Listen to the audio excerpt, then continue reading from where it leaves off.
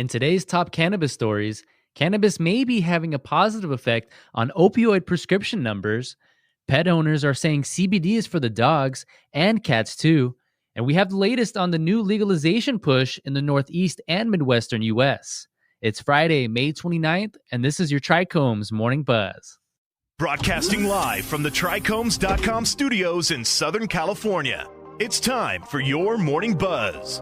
We bring you late-breaking news that keeps you up to date with what's happening in the cannabis industry. First up today, a new study shows states with medical cannabis saw a 20% drop in some opioid prescriptions. According to Marijuana Moment, states with active medical cannabis laws saw certain opioid prescription rates drop nearly 20% compared to prohibition states, found by a first-of-its-kind study out of Columbia University's Irving Medical Center. The study authors said the findings underscore the importance of providing patients with pain management alternatives, such as cannabis, in efforts to reduce opioid use. Drug overdoses remain a leading cause of injury-related death in the United States, and the U.S. Centers for Disease Control and Prevention reports that 68% of those deaths involve illicit or prescription opioids. The new study examines opioid prescriptions made specifically by orthopedic surgeons, who it notes are the nation's third highest prescribers of opioids. Although our study does not support a direct causal relationship, these population-level findings show that legalization of medical cannabis and patient access to dispensaries may be associated with reductions in opioid prescribing by orthopedic surgeons, the study's authors concluded, and went on to say the observed trends reported in this study may be a reflection of growing availability of alternative pain management options for patients. The study also cautions that its results only mean so much.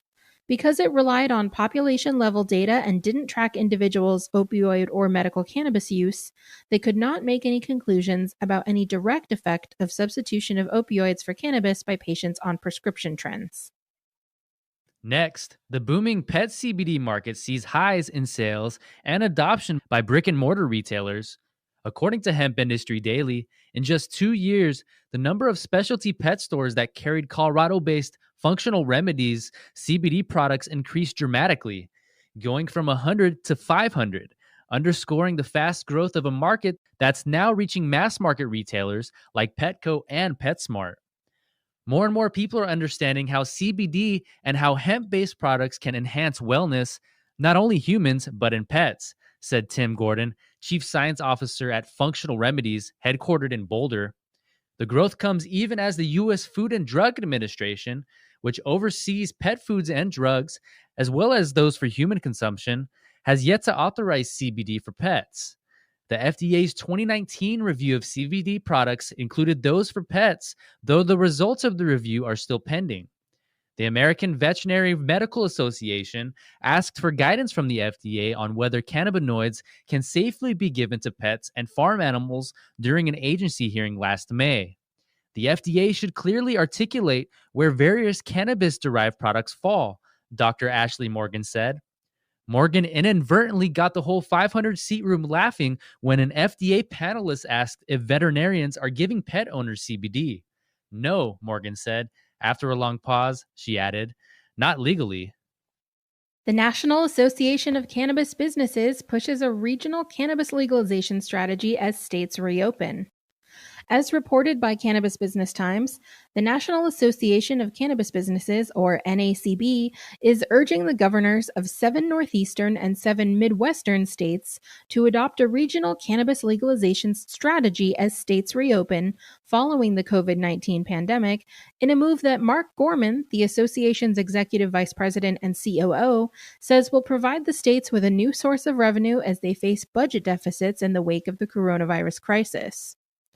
Their budgets are going to be really stressed, jobs are going to be hard to come by, and this is an industry that can be an economic engine to bring some vitality back to the economy, Gorman said.